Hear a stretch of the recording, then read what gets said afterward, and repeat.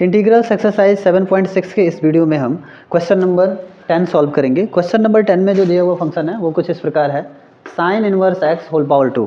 यहाँ हम देख पा रहे हैं कि एक ही फंक्शन है, इनवर्स ट्रिग्नोमेट्रिक फंक्शन है, तो इसको कैसे सॉल्व करेंगे बाई पार्ट मेथड से, ये देखना रोचक होगा कि हम इसको कैसे सॉल्व करते हैं। ऐसे फंक्शन को सॉल्व करने के लिए हम करते क्या हैं, फंक्शन ले लेते हैं साइन इनवर्स एक्स पहले लिख लेते हैं, होल पावर 2 भी लिख लेते हैं और इनटू यहाँ हम 1 लिख लेते हैं। 1 एक अलजेब्रिक फंक्शन हो जाएगा, ठीक है, और फिर इसका इंटीग्रल कर लेते हैं। अब ये इनवर्स ट्रिग्नोमेट्रिक फंक्शन है, ये अलजेब्रिक फंक्शन है, तो ऑब्वियसली ये फर्स्ट फंक्शन होगा और ये सेकंड फंक्शन होगा। तो हम इस फॉर्मूले से इसको फिर सॉल्व करते हैं। तो फर्स्ट फंक्शन यानी कि sine inverse x whole power 2 और सेकंड फंक्शन 1 है, तो 1 का जो इंटीग्रल फाइंड आउट करेंगे, 1 का इंटीग्रल फाइंड आउट करना है, 1 का इंटीग्रल फाइंड आउट करेंगे तो x होगा। x के रिस्पेक्ट में अगर किसी कांस्टेंट का x के रिस्पेक्ट में इंटीग्रल फाइंड आउट करते हैं तो वो कांस्टेंट और इनटू जिस वेरिएबल के रिस्पेक्ट में फाइंड आउट कर रहे हैं हम वो इंटीग्रल, वो वेरिएबल लिखा जाता है। तो चूँकि x के रिस्पेक्ट में कर रहे हैं और कांस्टेंट 1 है तो 1 इंटू एक्स ही होगा, माइनस यहाँ इंटीग्रल ऑफ सेकंड फंक्शन का इंटीग्रल फिर से तो x ही होगा, 1 का इंटीग्रल क्योंकि सेकंड फंक्शन 1 है। अब into derivative of first function, तो देखिए यहाँ लिखेंगे d by d x of sine inverse x whole power 2 और इसका इंटीग्रल हमें करना है इन दोनों के प्रोडक्ट का x के रिस्पेक्ट में। अब यहाँ इसको सॉल्व करने के लिए हम चैन रूल फॉलो करते हैं, तो चैन रूल फॉलो करेंगे और यहाँ सॉल्व कर लेते हैं।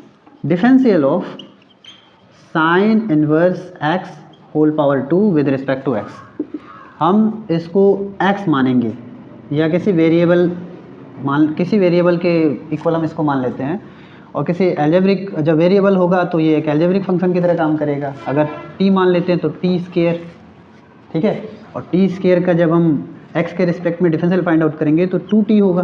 2t का मतलब 2 इंटू साइन इनवर्स x, क्योंकि साइन इनवर्स x को हमने t माना हुआ है, लेकिन ये तो t था नहीं, इसलिए चैन रूल ये कहता है कि एक बार और डिफरेंशियल कीजिए और उतनी बार डिफरेंशियल कीजिए जब तक कि ये मूल रूप में ना आ जाए।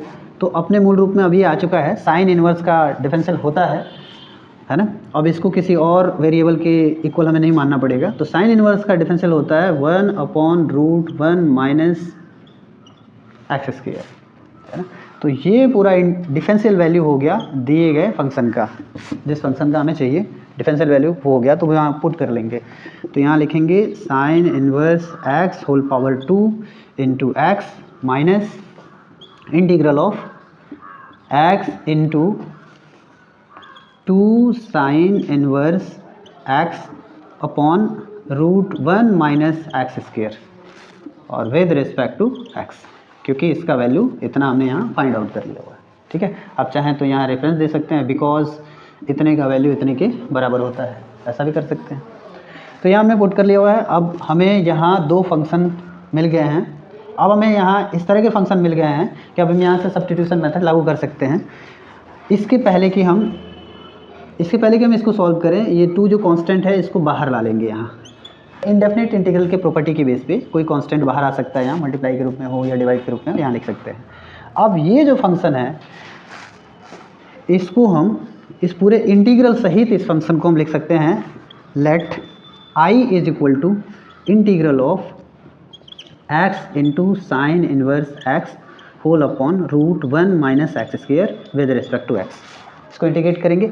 यहाँ हमें सब्स्टिट्यूशन का सहारा लेना पड़ेगा, क्योंकि हम यह देख पा रहे हैं कि इसका डिफरेंशियल 1/√1 माइनस एक्स स्क्वायर के बराबर होता है, तो हम यहाँ आसानी से इसको सब्स्टिट्यूट कर सकते हैं, ठीक है। तो सब्स्टिट्यूट कर लेते हैं, लिखेंगे let sine inverse x is equal to हम मान लेंगे t, ठीक है, और इसका दोनों पक्षों का डिफरेंशियल करेंगे तो इसका डिफरेंशियल हो जाएगा 1/√1 माइनस एक्स स्क्वायर और t का डिफरेंशियल हो जाएगा dt बाई डी एक्स को हम इधर ट्रांसपोज कर लेंगे, तो यहाँ हो जाएगा dx upon √1 minus x square is equal to यहाँ हो जाएगा dt।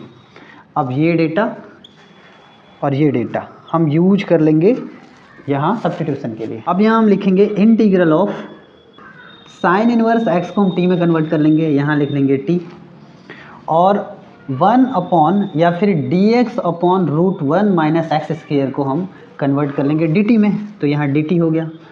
अब प्रॉब्लम है कि x के साथ क्या करें, अब यहाँ तो हमने सारे वेरिएबल को टी के रूप में कन्वर्ट कर दिया है, एक्स का क्या करें?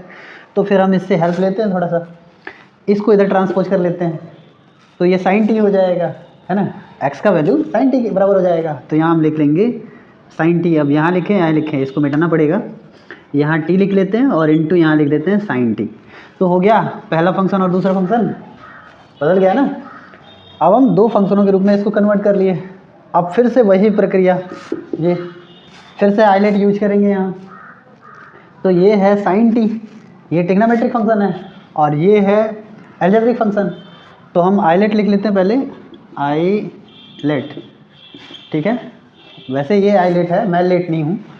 आइलेट में ये टी ट्रिग्नोमेट्रिक फंक्शन है, अलजेब्रिक फंक्शन पहले आता है, यानी इसको हम प्रायोरिटी देंगे, फर्स्ट फंक्शन मानेंगे और इसको सेकेंडरी फंक्शन या सेकंड फंक्शन मानेंगे साइन टी को, ठीक है।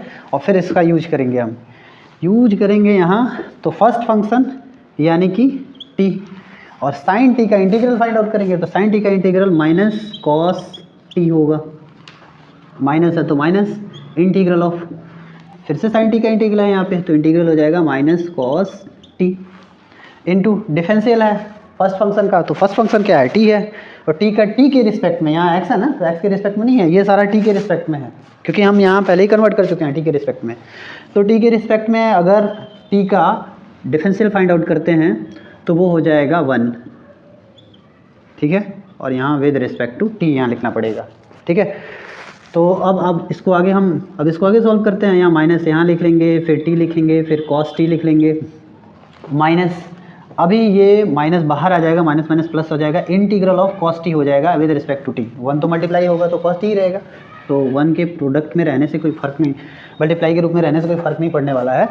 कॉस टी का जो इंटीग्रल होगा वो साइन टी हो जाएगा, तो यहाँ लिख लेंगे साइन टी। अब प्लस इंटीग्रल कांस्टेंट यहाँ सी लिख लेंगे, ठीक है। और फिर जो है रिवर्स सब्स्टिट्यूशन भी अभी हमें करना है, क्योंकि हमारे फंक्शन में कहीं टी नहीं था, ये तो हमने टी से पंगा लिया हुआ है, तो फिर टी को निपटाना भी हमें ही पड़ेगा। तो यहाँ हम टी लिख लेते हैं, टी को रिवर्स सब्स्टिट्यूट कर लेते हैं। तो टी को रिवर्स सब्स्टिट्यूट करेंगे तो यहाँ हो जाएगा साइन इनवर्स एक्स, और कॉस यहाँ पहले से है, और फिर टी को रिवर्स सब्स्टिट्यूट करेंगे तो यहाँ हो जाएगा साइन इनवर्स एक्स, और प्लस यहाँ फिर टी को लिखेंगे तो यहाँ होगा साइन इनवर्स एक्स, और प्लस इंटीग्रल कांस्टेंट सी।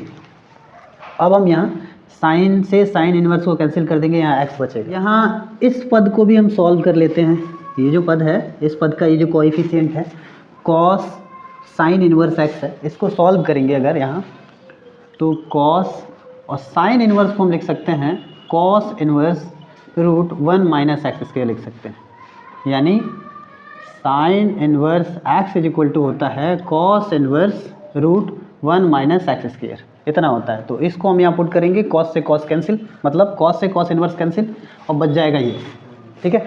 तो हम इसको सॉल्व करेंगे, तो सॉल्व करने के बाद हमें मिल जाता है रूट 1 माइनस एक्स स्क्वायर।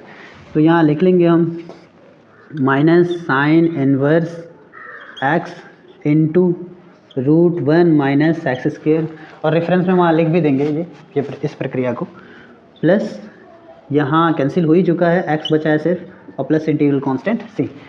हालांकि इंटीग्रल कांस्टेंट सी को एक ही बार लिख दिया जाता है जब हम यहाँ पुट करेंगे। तो अब हम इसको समीकरण 1 इसको मान लेते हैं, और आई का वैल्यू समीकरण 1 में या इक्वेशन 1 में पुट कर लेते हैं। तो पुट करते हैं, यहाँ स्पेस है, यहीं हम इसको लिख लेते हैं। तो लिखेंगे, आप लिख सकते हैं on putting value of i into equation 1, और ऐसा लिख के, और फिर आप लिखेंगे integral of sine inverse x whole power 2 with respect to x is equal to, right hand side जो है वो कुछ इस प्रकार है, sine inverse x whole power 2 into x, और माइनस है यहाँ पे, ठीक है, और 2 भी है, 2 है, और इस पूरे का जो वैल्यू है वो इतना है। तो 2 से मल्टीप्लाई भी करते जाएंगे और इसको रखते भी जाएंगे।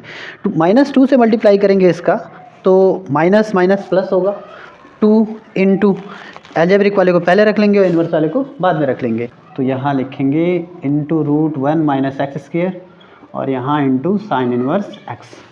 फिर -2 से मल्टीप्लाई करेंगे एक्स का, दूसरे पद का, तो यहाँ हो जाए -2x। अब हम -2 का मल्टीप्लाई अगर इंटीग्रल कांस्टेंट से कराएं तो -2c होगा, लेकिन मैंने जैसा ही कहा था कि यहाँ इंटीग्रल कांस्टेंट नहीं लिखते हैं, एक ही बार इंटीग्रल कांस्टेंट हम पूरे दोनों ही टर्म के लिए, क्योंकि यहाँ भी हमने इंटीग्रल किया था, यहाँ भी इंटीग्रल, फिर यहाँ भी इंटीग्रल, तो एक ही बार हम c लिख लेते हैं। ठीक है, तो यहाँ हम लिख लेते हैं c, और आप मान लीजिए यहाँ इसको इंटीग्रल कांस्टेंट k मानिए, k। ठीक है, जहाँ कि -2 से मल्टीप्लाई कराया k का, -2k होगा और उसको फिर c मान लेंगे। ठीक है, तो ये हुआ आपका इंटीग्रल वैल्यू दिए हुए फंक्शन का x के रिस्पेक्ट में।